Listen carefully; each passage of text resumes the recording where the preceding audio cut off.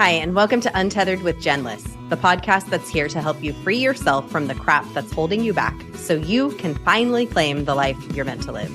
I'm your host, Jen, and in this episode, we are going to talk about finding yourself in stillness. Let's go.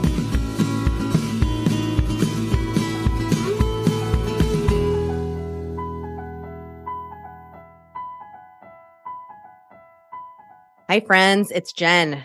What a week. What a week. Have you had a week? How has your past week been from Thursday to Thursday or whatever day you're listening to this? Let's go back through the past 7 days. How's it been? I hope it's been full of magic, and mine has been. It has also been full of incredible experiences and new learnings. And I had some things that I wanted to come on the podcast today and talk about. And it really relates in some ways to what Philip said, PEZO the poet said on the podcast on Tuesday as well. We talked a lot about identity. What does it mean? What is our identity? What does it mean to wear an identity? Who am I? Who am I? What am I here to do? These are questions that I have, opened up my heart and asked, what is it? And I think a lot of us get to a point in our lives where we're like, what the hell am I here to do? And I've had that experience this week to a massive degree. I had the amazing opportunity to come on as support staff to help my coach. She's launching her coaching program. She does this several times a year where she does a huge launch, thousands and thousands of people in the group watching her videos. And I'm in there it's so fun, just loving on people and then helping people make a decision about whether or not they should join her coaching program, which I personally, I think is spectacular. It changed my life. It's the reason I have this podcast. It's the reason it exists. And so I'm so happy to come on and support her program launch. But the really interesting thing, it's been so interesting. I've gotten just a backstage pass into the hearts and minds and possibilities and limitations that people are living with every day. So much heaviness that people are living with every day. And it really comes to the forefront when you're thinking about investing in a coaching program because it's not inexpensive. Coaches put a lot of time. I coach as well. We put a lot of time and effort into a 1-hour coaching call that we might show up for. We're always learning. We're always investing in ourselves. We do so much behind the scenes work to show up for a call. And it's an expensive investment for people to invest in coaching. I get it. But not only is it an expensive investment for people, but it's also expensive in terms of I'm going to invest in myself with my energy and my effort. And this is going to change me. This is going to change things. This is the biggest thing, y'all. This is going to change things for me. My life is going to be changed. And that's the actual biggest expense that people are coming to the table with because they're terrified. They're terrified to change. So scared to change. And that fear is just like intense. So intense. Talking people through this, I've just been like, I knew because I coach and of course I have to sell my packages. I know that it takes a lot to move somebody into action to actually purchase. But I didn't quite realize the extent at which we fight for our limitations. And it's freaking wild. It's so wild. Seeing it front and center, just conversation after conversation after conversation. And it's like, there's so much possibility for all of us. There's so much there for all of us, but we feel this weight. And that's why this podcast is called Untethered, because what I have discovered throughout my own journey, and as I've begun coaching and just friends that I talk to and all of the experts who have been on this podcast, just people who have been through life, some people just really are able to do these wild things. Like somebody who I had on the podcast, Sean Warner, early on in the podcast, he has climbed all of the tallest mountains in the world, like the 7 highest peaks or on 7 continents, some wild thing. And he's done it multiple times. He takes people to up Mount Kilimanjaro multiple times a year. So he can accomplish this, but then another person who physically is just as fit doesn't. And what's the difference? What's the difference between those things? What's the difference between these people? And so it's why I keep inviting them on the podcast. I'm like, what is it about you? What is it about you that you're like, you've got the magic sauce, the secret sauce? And what I've discovered is that they had the same stuff. They continue to have the same stuff. We all have the same stuff. Every single conversation I've had with people this week, it's all the same stuff. It's just our willingness to step past that resistance and into something new. And that's where it comes to the conversation I had with PEZO the poet, aka Philip Zave, on Tuesday about identity, because he wears 2 identities. One of these identities is this artist. And this artist that is out to sell a $10 million photograph, and he has to become this other identity in order to fully step into someone who would sell their photograph for $10 million. But he's also Philip Zave, a photographer who is living his everyday life with his wife and, coming to events like the Speaker Slam event that I met him at. So he has these 2 separate identities. And so he's having this very visceral experience about like stepping into an identity, and he's kind of dissecting it. He's very artistic and creative, and it's kind of just a cool project that he's working on. He would hate for me to describe it as kind of a cool project. This is his life, and it's really badass.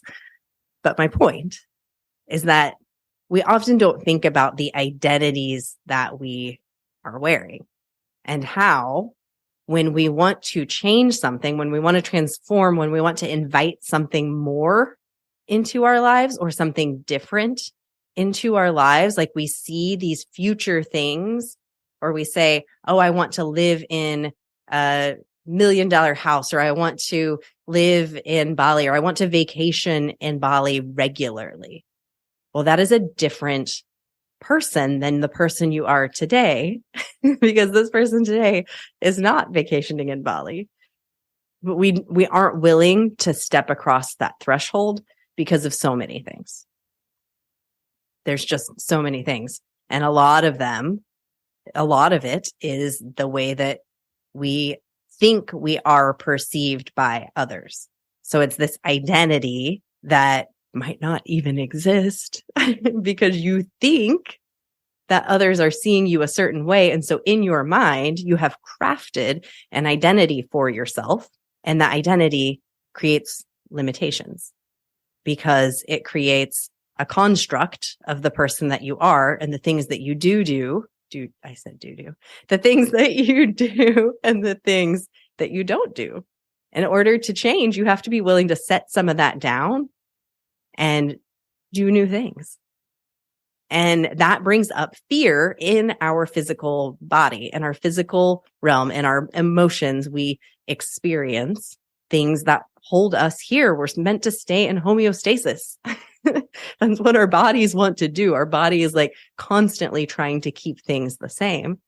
But our heart and our soul is craving for us to move closer and closer and closer to the purpose that we were meant to fulfill here on earth. And for some people, they're fully living it. They're in their purpose. They're good. They're meant to do the thing that they are doing. And maybe they're not pulled to more because this is it's like just the right spot.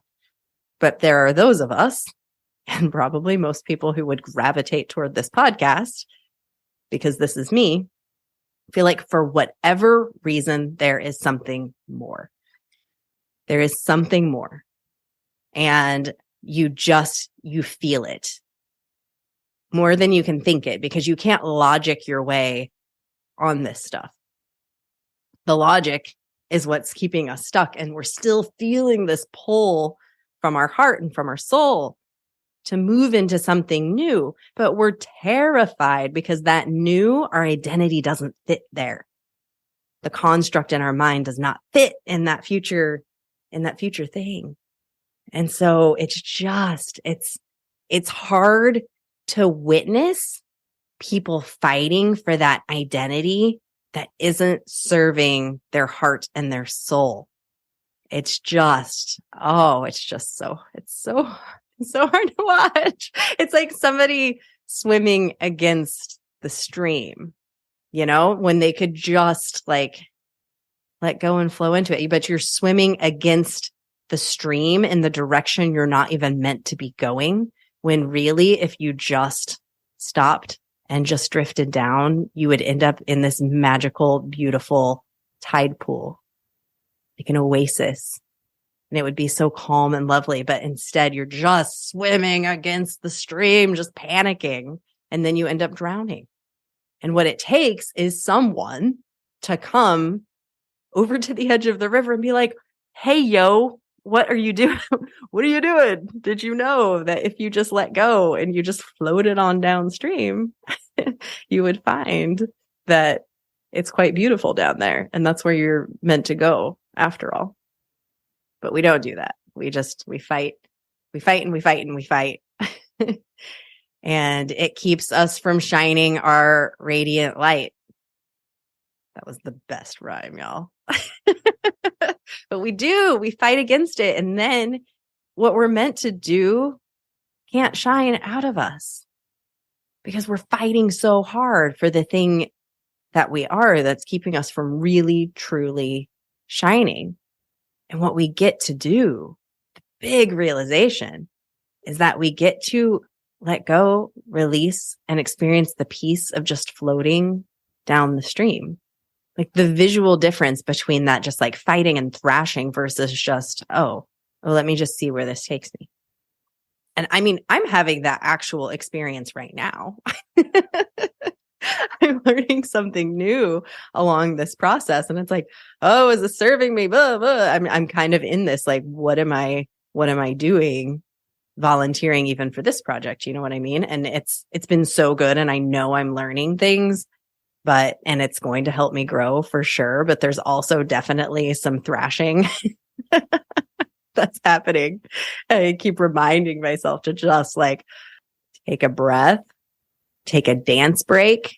Been taking some dance breaks this week. It's been so good, which I schedule one on my calendar every day at 11:30.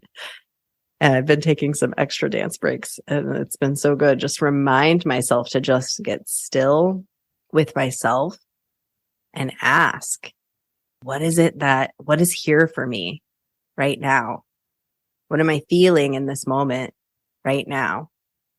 Is there anything that I can learn right now in this moment? And what am I feeling in my body? All of these are good questions that if we just take a moment to get still and just ask those questions, it can completely shift your day. It can turn down the thrashing. It can turn down the fear. It actually makes your logical brain kind of happy because it gets to just kind of chill for a second and stop fighting so hard. It's just like, what is here? And in those moments, you get to hear the truth. And whatever that truth is comes through so much clearer than when we're just being so busy and doing. And I'm speaking to myself just as much as I'm speaking to you. Because even though you know this stuff, it still is, it can still be a challenge. I mean, my own coach called me out this week and was like, you're holding too much. Why are you holding? Why are you holding so much? Why are you doing so much?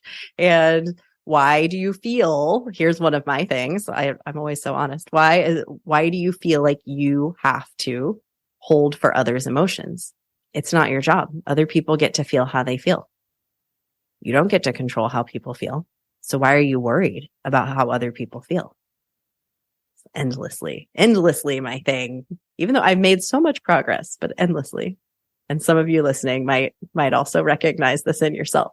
We don't have to hold other people's emotions. We don't have to be worried about what somebody is going to think about our decision. We just don't. We get to do the thing that we want to do. So I Hope this episode gave you some little nuggets of contemplation for yourself. Based on some of my experience this week and things that I'm seeing and hearing, I was like, I just have to go and do an episode to talk a little bit about this, because it's just wild how hard we thrash when we could just float.